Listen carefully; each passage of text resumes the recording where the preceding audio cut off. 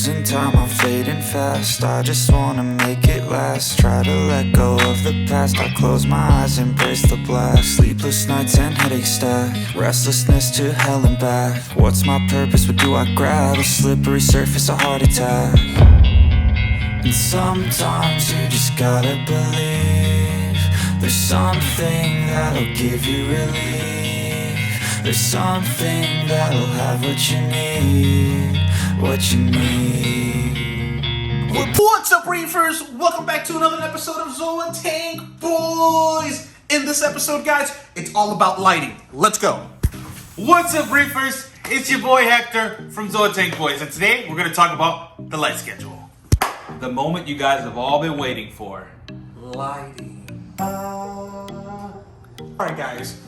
We see the comments, we're not ignoring them, and it's time to talk about lighting. Hector's been nagging me for the past God knows how many months. I've been on your guys' side this whole entire time, trying to get him to talk about the lighting schedule. Now's the perfect time for us to do it. So, do you think they're ready for the reveal of the lighting schedule? I don't know, guys. Are you? Alright, so here's the cool thing about the way I have my reef tank set up. And Hector's reef tank is super similar. We don't have a lot of complicated corals regarding lighting. Keep it simple. Yeah, so the corals that at least I keep in Hector might have a little bit more SPS in this tank, but it's mainly zoanthids, euphyllias, LPS, softy shrooms. So I'm gonna put a video or a screenshot of my lighting schedule here. But before we do that, I do want to let you know that the lighting that I use are AI primes. So over the Red C350, I have 3 AI primes that I'm running. So to tell you a little bit about what I'm running is essentially I only run blues. I'm not a fan of the white lights. Personally, I love the pop of color, especially in having zoanthids, mushrooms. To me, it looks amazing. And I've had a lot of reefers, even influencers tell me, dude, put some white. You know, that's what you need for your tank. And to be frank with you guys, I personally am not a fan of that much white, just based on the type of corals that I have in my reef tank. And we have multiple different tanks within different households, but we like to keep everything as similar as we can, so that way we try to get the same effects for each one of our tanks. So I have AI primes, he has AI primes. We like to try to keep them as similar as we can. I mean, we pretty much only run AI primes. Basically, yeah. Now, that doesn't mean that we're not open to other lighting, because we have dabbled with Kessel. Exactly. I know when we had the Nano, even the Nuvo 30 Long, we did run the Kessel, was it the 880? The 360, The 360, blue tunas. I think that's what they're called, or something like that. No, I think it's the 350s. Oh, yeah, so you guys, we'll put a picture of it here. Either way, you know, we're not saying that some lights will work better than others. It's what works for you. At the end of the day, we know that AI primes work for us, so that's why we like to go with AI primes. This light schedule might impress a lot of people, might disappoint a lot of people, because it is as simple as it gets. What do you, I mean, basically, it's just pretty consistent on what we do. It's very simple, all blues. I'll show you a little bit of what we're talking about. So first I'll describe it, and then I'll show a video of my schedule from the application, and then we'll look at my tank so you can kind of see what I'm talking about. So in layman's terms, I have I believe it's a 2 to 3 hour ramp up period, which usually starts on around 11 o'clock. And my lights run from 11 to roughly 10 o'clock in the evening at nighttime. And the reason I run my lights so long and later in the day is because I want to enjoy my tank.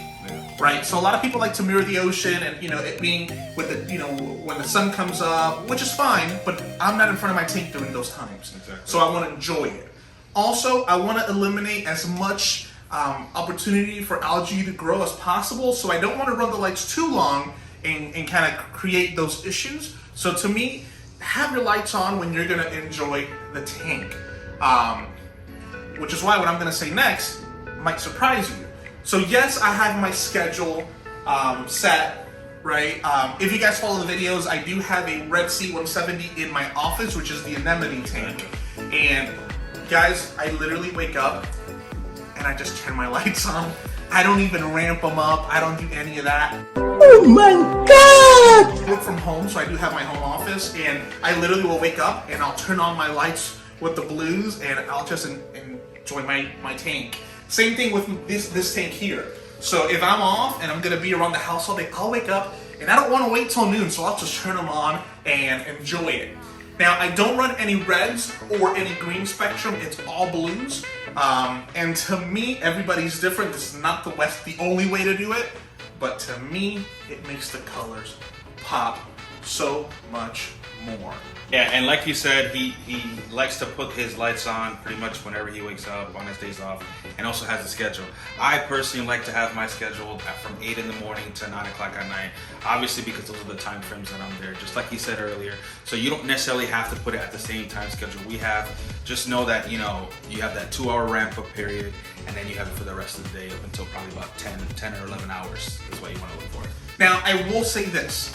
If you have corals that are more sensitive, finicky, or demanding of specific lighting, this isn't going to work, right? So don't mirror this if you know you have all the high-end, the high-end SPFs. Because honestly, guys, this might freak everything. I mean, I think the only SPS I have in here is a red Digitata, which is like the beginner SPS, and it's doing great. But I'm pretty sure if I put a Walt Disney frag in here or a Homewrecker or something like that, it would probably freak out. Yeah, I have a Red Planet Ora Red Planet, and it's doing pretty well.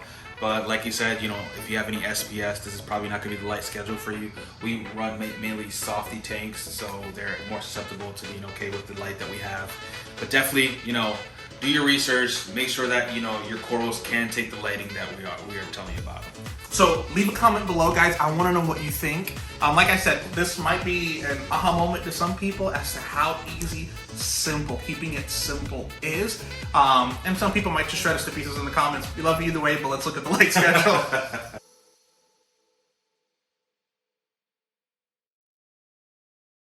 Alright guys, we hope you guys enjoyed this episode of Zoatank Boys. Hopefully this information helped you guys out, and hopefully you guys are going to have some flourishing tanks with these blue lights. So definitely show us what you guys got. Check us out on Instagram and send us some messages. We want to see what your tanks look like.